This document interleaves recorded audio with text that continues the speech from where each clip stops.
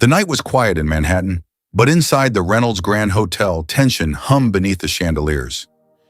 Ethan Reynolds, 38 billionaire, hotel magnate, and owner of the city's most prestigious five-star establishment, stood behind a half-closed door, wearing the kind of suit that screamed control. Yet tonight he wasn't the powerful CEO. He was a ghost, hiding in plain sight, breathing through his nerves like a man about to confront something he didn't fully understand. For months, small inconsistencies had haunted him: missing towels, inflated invoices, stolen wine. His manager, Daniel Cooper, had brushed it all off, claiming it was nothing. But Ethan didn't build an empire by trusting people's reassurances. So he did what no one expected. He checked into his own hotel under a fake name, Ethan Grant, a businessman from Boston. He wanted to see his creation through the eyes of an ordinary guest without the weight of his title. The first few days confirmed his suspicions. Bartenders poured lighter drinks when no one was watching, waiters pocketed extra tips, and the concierge double-charged tourists. But these were small betrayals, frustrating, not devastating. What really mattered, Ethan thought, was the honesty of the housekeeping staff. They were the quiet observers of everything, the invisible eyes behind every luxury suite. That's when he noticed her. Grace Miller, 26, new hire, blue uniform, brown hair tied neatly back, eyes that spoke of quiet exhaustion. She moved through the hallways with precision and purpose, her hands trembling slightly when she thought no one was watching. Ethan found himself following her shifts, not out of attraction, but curiosity. There was something fragile yet unyielding about her, a woman who worked as if the world depended on it. One morning he decided to test her. He left his suite a deliberate mess: $50 on the nightstand, a gold watch beside the sink, and a diamond bracelet lying carelessly across the bed. Perfect bait.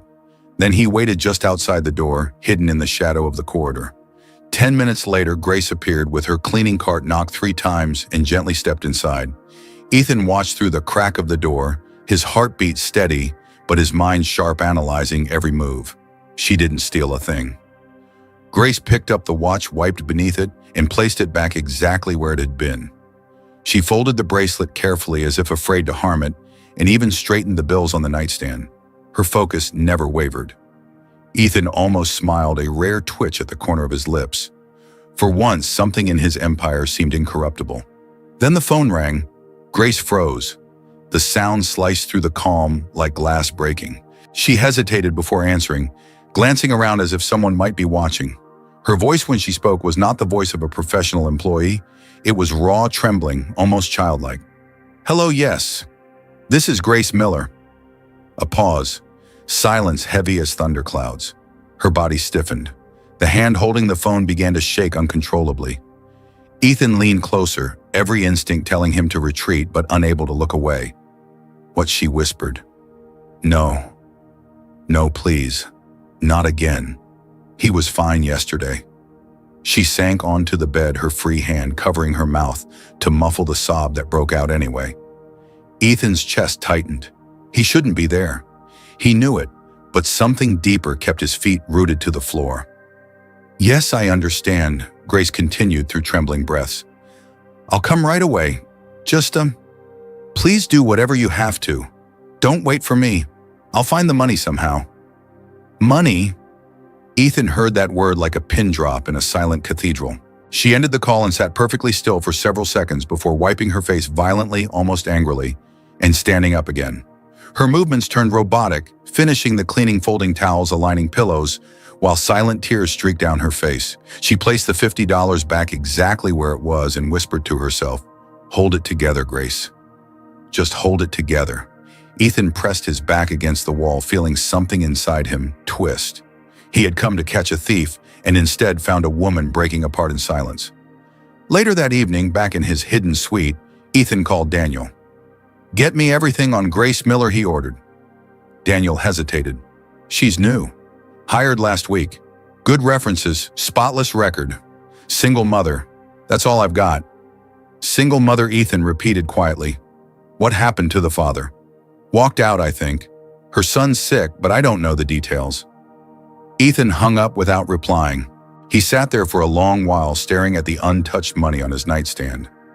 $50, nothing to him. But to her, it might have been the difference between dinner and an empty stomach, and yet she hadn't touched it. Not a cent. That night he couldn't sleep.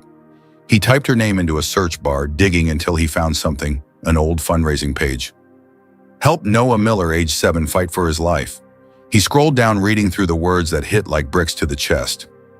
Noah had been born with a rare heart and lung condition. His mother, Grace, had been fighting for years to keep him alive, working 2 jobs, selling everything, begging hospitals to move him up the waiting list.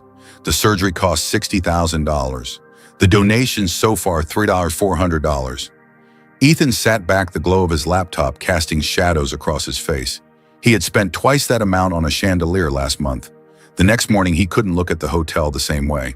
The marble floors and gold-plated elevators felt cold, meaningless. Everywhere he turned, he saw Grace's tired face, her shaking hands. By the time the sun set again, a decision had formed in his mind, a decision he didn't fully understand yet, only that it was pulling him somewhere human, somewhere unfamiliar. He would find a way to save that child. But he couldn't just hand her the money. Grace had dignity. He saw it in the way she folded sheets as if they were made of silk. If he gave her a check, she'd refuse it. She'd feel pitied small. He had to be smarter. Ethan Reynolds, the calculating businessman, was about to gamble with something far greater than money, a stranger's trust. He poured himself a glass of bourbon, stared at his reflection in the window overlooking Central Park, and muttered under his breath, "You wanted to find the dishonest ones, Ethan. Looks like you found the only honest soul left in this place." He didn't know yet how to do it, but one thing was certain. He wasn't going to let a 7-year-old die while he stood by doing nothing. And for the first time in years, the man who thought he'd seen it all felt his heart race, not from power, but from purpose. If you were in Ethan's place that night, would you have stepped out and revealed yourself to Grace? The following morning, the city woke beneath a veil of cold mist. Ethan arrived at the Reynolds Grand early, his mind already set on a plan that made no sense from a business perspective, but felt right in a way nothing had for years. He had spent the night sketching it out on hotel stationery, a contest, an employee excellence initiative. The winner would receive $50,000, enough to pay for Noah's surgery without Grace ever realizing where the money truly came from. It would seem fair, earned, and she'd keep her pride. He summoned Daniel Cooper to his office. "We're launching a new program for the staff," Ethan said, sliding a sheet of paper across the desk. "I want it announced today. The employee who earns the most positive guest reviews over the next month gets the reward. No exceptions." Daniel blinked, confused. "That's a huge bonus, sir."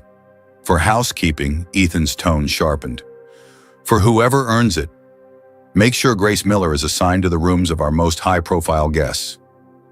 Daniel hesitated, clearly sensing something personal behind the order, but he didn't dare ask. Within hours, the competition was announced.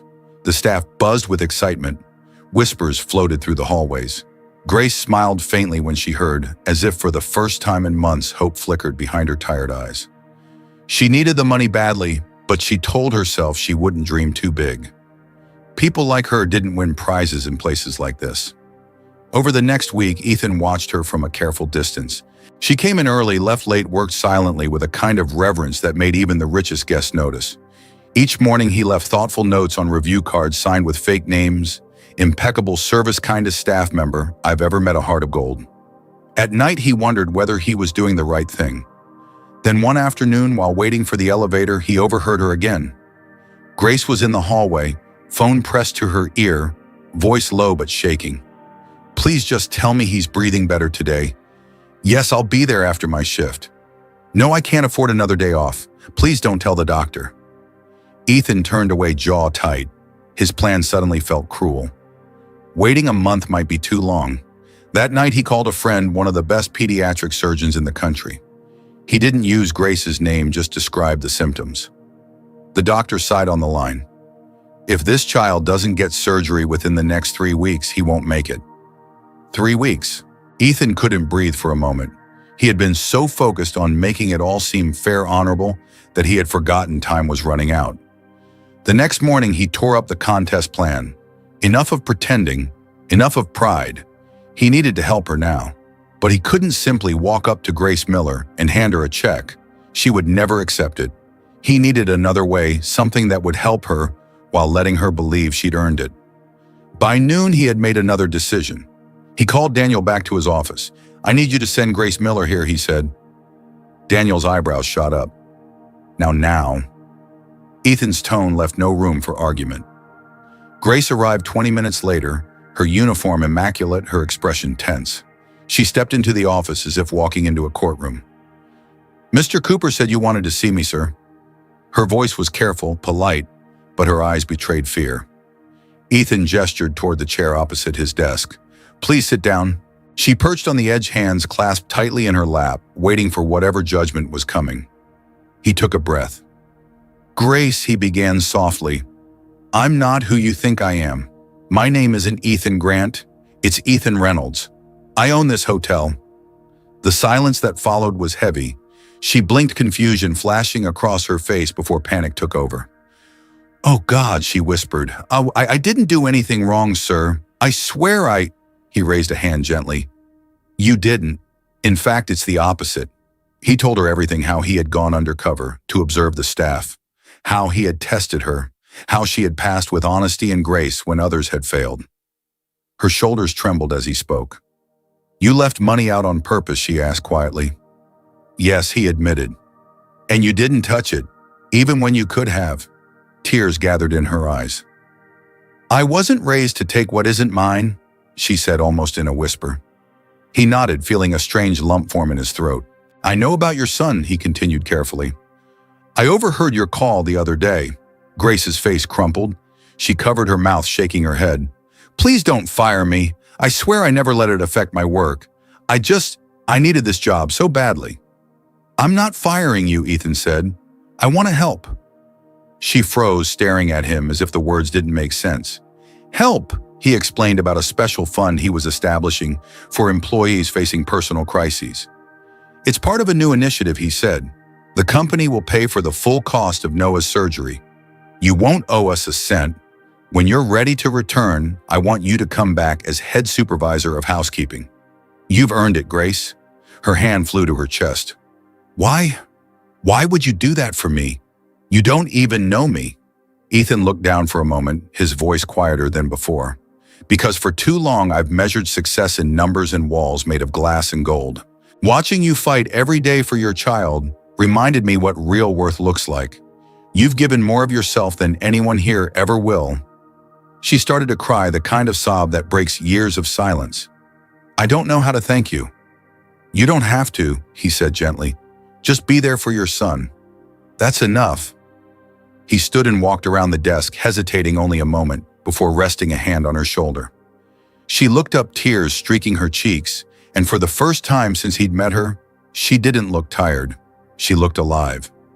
"Schedule the surgery," he said quietly. "Everything's already arranged. Dr. Andrews at St. Luke's will take Noah's case personally."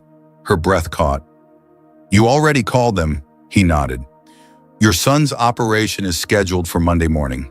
Grace stood abruptly, hands shaking. She didn't finish. She just stepped forward and hugged him, a desperate, grateful embrace that took him completely off guard. After a moment's hesitation, he returned it, feeling something break open in his chest. That night, Ethan didn't return to his penthouse. He stayed in the quiet hotel suite where everything had started, looking out at the city lights. For the first time in his adult life, he wasn't thinking about profits or expansion or competition. He was thinking about a woman's trembling hands and a little boy he had never met, who now had a chance to live. He had always believed compassion made people weak. Now he wasn't so sure. The morning of the surgery arrived under a sky the color of ash. Ethan sat in the waiting room of St. Luke's Medical Center, staring at the double doors that led to the operating room. Grace was beside him, hands clasped so tightly her knuckles had gone white. For the first time, Ethan wasn't thinking about stock prices or hotel expansion. He was thinking about a 7-year-old boy lying on a table somewhere beyond those sterile doors, fighting for breath. When the surgeon, Dr. Andrews, finally appeared, his mask pulled down and exhaustion lining his eyes, Grace shot to her feet. For a heartbeat, no one spoke. Then the doctor smiled. "He made it," he said simply. "The surgery was a success." Grace collapsed into Ethan's arms, sobbing into his suit jacket. He didn't care about the tears or the people watching. All he felt was relief so sharp it almost hurt. Over the next few weeks, Ethan visited Noah constantly. At first, he told himself it was just to make sure everything had gone smoothly, but the truth was different. He liked being there. He liked hearing Noah's soft laugh when Grace read to him, seeing the spark of mischief in those fragile eyes.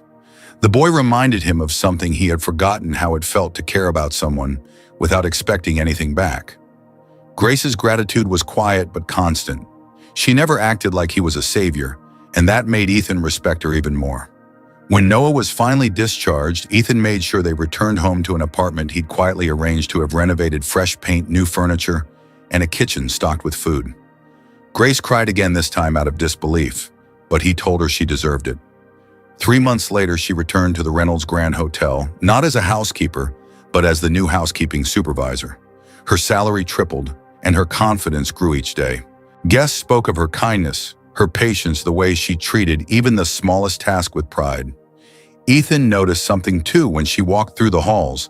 Now the staff stood a little straighter. She was no longer invisible. As for Ethan, something in him had shifted forever. He no longer felt the rush he once did from closing deals or buying another property. What gave him peace now were the quiet moments, watching Noah chase pigeons in Central Park or seeing Grace smile when she thought no one was looking. He found himself looking forward to their dinners, to the sound of laughter filling the space of his apartment, once so painfully empty. A year passed, and one evening he invited them both to his home for dinner. He cooked himself paella the way his mother used to make it before she died. They ate together, the city lights glowing through the glass windows. And after Noah fell asleep on the couch, Grace turned to him. "You've changed," she said softly. "You used to look lonely." He smiled faintly. "Maybe I was." "Why did you really do it, Ethan?" "All of it." He paused, searching for words. "Because you reminded me what kind of man I wanted to be before I became who I had to be." She didn't reply. She didn't need to. Her eyes said she understood. Over the next few years, the change inside Ethan spread outward. He expanded the company's employee fund, naming it quietly in his mind the Noah Initiative. It covered medical emergencies, education, family support, no questions asked. He never announced it to the press, never used it for image. Within 5 years, it had helped more than 50 employees across the country. Grace rose through the ranks until she became director of hotel operations, the highest position after Ethan himself. Noah grew into a bright, healthy teenager who sometimes worked weekends at the hotel greeting guests, with a charm that reminded Ethan painfully of the child's mother. When asked what he wanted to be when he grew up, Noah always said, "A doctor so I can help kids like me." The day Grace got married, Ethan walked her down the aisle. She had met a kind-hearted doctor during Noah's checkups, a man who adored her and treated Noah like his own. As she reached the altar, she looked back at Ethan with tears in her eyes. "Thank you," she whispered, "for everything." He shook his head. "No, Grace. Thank you for reminding me that success without compassion means nothing." Years later, on a quiet Sunday morning, Ethan sat at his breakfast table, scrolling through his phone. His wallpaper wasn't a company logo or an investment report anymore. It was a photo of him, Grace, and Noah at a picnic in Central Park, laughing, sunlight spilling across their faces. He caught himself smiling. Every now and then, he still walked the halls of the Reynolds Grand Hotel, watching the staff at work. He'd stop when he saw a young housekeeper cleaning a room the same way Grace once had. Sometimes he'd slip an envelope under their cart, a small bonus, a note of encouragement. No one ever knew where it came from. He didn't need them to. It wasn't about recognition. It was about remembering the moment everything had changed. One trembling phone call, one honest woman, one child who refused to stop fighting for life. And as the years went on, Ethan Reynolds, once known as the coldest man in New York's hotel industry, became known for something entirely different. His hotels weren't just luxurious, they were humane.